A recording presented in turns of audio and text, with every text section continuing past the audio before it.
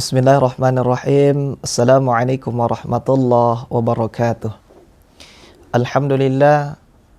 Wassalatu wassalamu ala rasulillah wa ala alihi wa sahbihi ajma'in, amma ba'd. Pemirsa sahabat Fajr Ramadan dimanapun Anda berada, insyaallah dimuliakan dan dirahmati oleh Allah subhanahu wa ta'ala. Kita hidup di dunia ini pasti menginginkan yang namanya keberkahan dalam kehidupan dunia ini. Maka untuk itu, untuk menggapai sebuah keberkahan di dalam kehidupan dunia ini, maka kita terlebih dahulu mengetahui apa itu yang dimaksud dengan berkah. Dalam kaidah bahasa Arab dijelaskan bahwasanya yang dimaksud dengan berkah adalah aziyadatul khair, yakni bertambahnya sebuah kebaikan di dalamnya. Oleh karena itu, hadirin yang mulia, pada kesempatan yang berbahagia ini saya ingin mengangkat sebuah tema kultum yang berjudul 3 bentuk keberkahan yang diberikan Allah kepada manusia. Sebagaimana dalam Quran surah Al-A'raf ayat Allah berfirman, A'udzu billahi minasyaitonir rajim. Bismillahirrahmanirrahim. Walau anna ahlal qura amanu wattaqaw lafatahna alaihim barakatim minas sama'i wal ard walakin kadzabu fa akhadnahum bima kanu yaksibun. Kata Allah, dan sekiranya suatu penduduk langit ini beriman dan bertakwa kepada Allah subhanahu wa ta'ala, lafatahna alaihim barakah, maka pasti kami akan menurunkan keberkahan kepada mereka, minas sama, dari langit, wal ard, dari bumi, walakin kadzabu fa akhadnahum bima kanu yaksibun.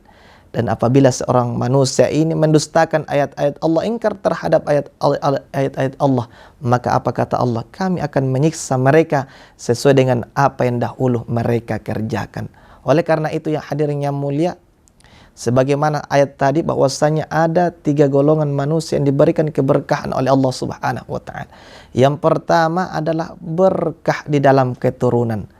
Orang-orang yang beriman, bertakwa kepada Allah subhanahu wa ta'ala, Allah akan memberikan keturunan anak yang soleh dan soleha. Anak yang senantiasa taat kepada Allah, taat kepada kedua orang tuanya. Mereka senantiasa beriman kepada Allah. Mereka senantiasa beramal soleh kepada Allah subhanahu wa ta'ala. Maka timbul pertanyaan, hadirin, bagaimana dengan orang tua yang tidak beriman dan bertakwa kepada Allah, tetapi Allah memberikan keturunan anak yang soleh dan soleha kepada mereka? Maka jawabannya, ini merupakan suatu anugerah dari Allah subhanahu wa ta'ala. Karena kenapa, hadirin? Boleh saja, bisa jadi karena ada anaknya yang soleh dan solehah, lahirnya generasi anak yang soleh dan solehah ini bisa memberikan kesadaran kepada kedua orang tuanya, sehingga kedua orang tuanya ini mungkin dahulu mereka tidak ingin beribadah kepada Allah. Karena lahirnya anak yang soleh dan solehah ini, maka kedua orang tuanya sadar untuk beribadah kepada Allah subhanahu wa ta'ala. Begitupun sebaliknya, ada orang tua siang dan malam beribadah kepada Allah, taat kepada Allah subhanahu wa ta'ala, beramal soleh kepada Allah.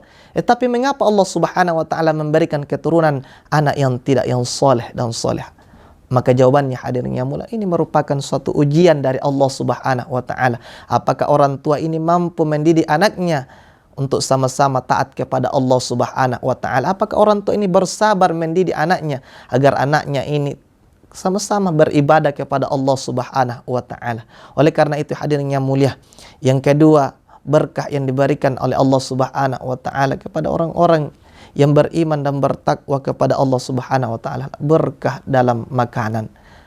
Yang dimaksud dengan berkah dalam makanan, hadirin yang mulia, mereka senantiasa dijaga makanannya dari Allah subhanahu wa ta'ala. Makanan yang makan senantiasa dijaga, dipelihara oleh Allah subhanahu wa ta'ala. Mereka tidak mau memakan makanan yang tidak halal ke dalam dirinya, sehingga mereka senantiasa mengontrol makanan yang diberikan Allah kepada mereka. Inilah orang-orang yang beriman dan bertakwa kepada Allah subhanahu wa ta'ala. Dan yang ketiga, hadirin yang mulia, berkah yang diberikan Allah kepada orang-orang yang beriman dan bertakwa kepada Allah adalah berkah di dalam waktunya.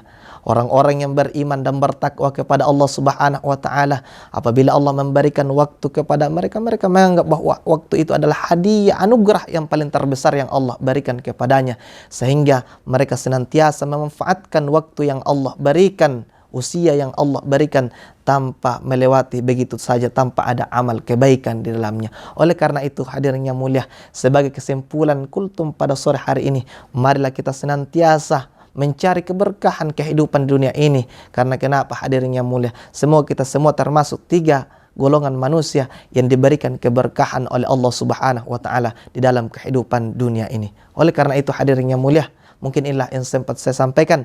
Lebih dan kurangnya mohon dimaafkan, dan saya tutup dengan ucapan nun wal qalami wa ma yasturun. Nun demi pena apa yang telah dituliskannya. Wassalamualaikum warahmatullahi wabarakatuh.